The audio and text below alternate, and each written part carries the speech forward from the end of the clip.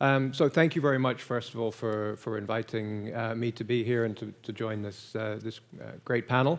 So VAST is a new company. We're the new kid on the block, if you like, in the space industry. And for those of you who are paying attention, I'm sure you've heard the Axiom story before, and you're familiar with the great accomplishments of Mike and his team. VAST came out of hibernation, if you like, about a year ago. We now have over 450 people working on building a private space station. But let me tell you why we're building a private space station. I'll give you a little bit more context as to why.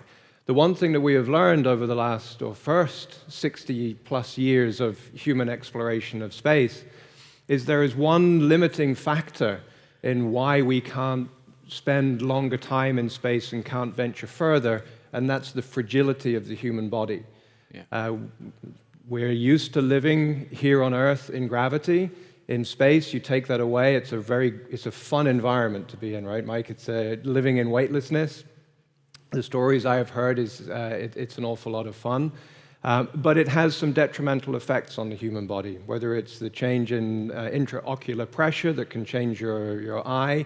There is a new study that came out just this week about effects it can have on the kidney. There is bone loss.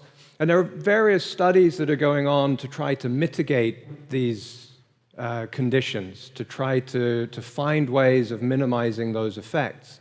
But one possible solution is, what if we had a way of creating gravity in space? So create the environment that we're used to here on Earth, but to do that in space.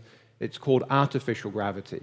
And so VAST's long-term vision is to spin our space station to create that artificial gravity environment that may, if that is successful and it's proven to work, allow us to then venture much further and deeper into space, to Mars, possibly even beyond in the future. But that's the long-term purpose and objective of VAST as a company, is to try to enable artificial gravity. So with that, can you play the short video I have just to introduce the company? I don't know if you need to put out.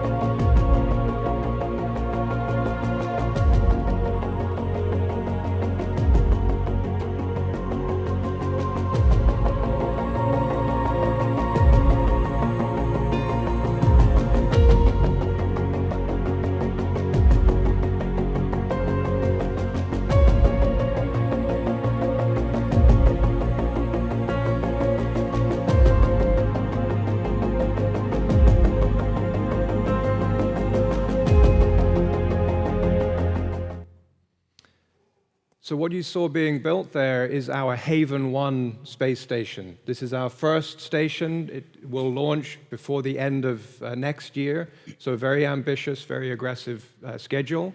We're closely partnered with SpaceX, who will provide the launch for Haven 1 and then the transportation for the crew. If Haven 1 checks out when it's on orbit, then the first launch of crew should happen in early 2026. And so that's VAST's initial objective. We will do work in microgravity on a small private space station and then build from there towards the long-term vision of creating artificial gravity. So that's it. So you are competing at the end? We're competing, yeah, of course.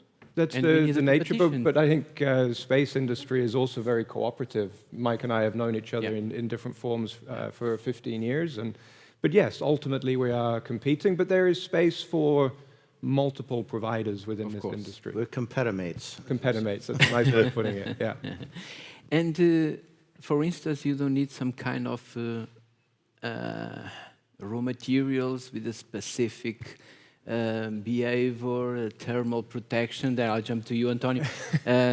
Probably you need that. We huh? do, and Okay, yes. actually- You are here, you can make a business immediately on tried stage. already. It's a very good point. VAS as a company, we are new. We have a long list of things that we know that we need and that we're shopping for. And so we're open for for partnerships with countries and with their suppliers. And Very good. I'm looking forward not just to use cork possibly in any exterior application, which I know has a track record of, but also as an interior. Yeah. A lot of, if you look at the picture of the space station, and I think, Richard, you can attest to this, it was designed by engineers without too much thought of the humans who are living inside it. We're now coming into what I call the third generation of space stations. So we're now able to design with a little more thought. The basic question of how do you keep humans alive in space is well answered. But now we can look at the design and we can look at the interior, we can look at lighting, we can look at sound, we can look at smell, and try to figure these out to create an environment that is enjoyable and beneficial, and it's good for the mind and good for the body, and maybe so you've got to look at why humans are traveling to space, right? There's an innate curiosity that we have as humans. It's why an awful lot of people are here in the room. We want to explore, we want to push the boundaries. And space is one of those boundaries that we wish to explore.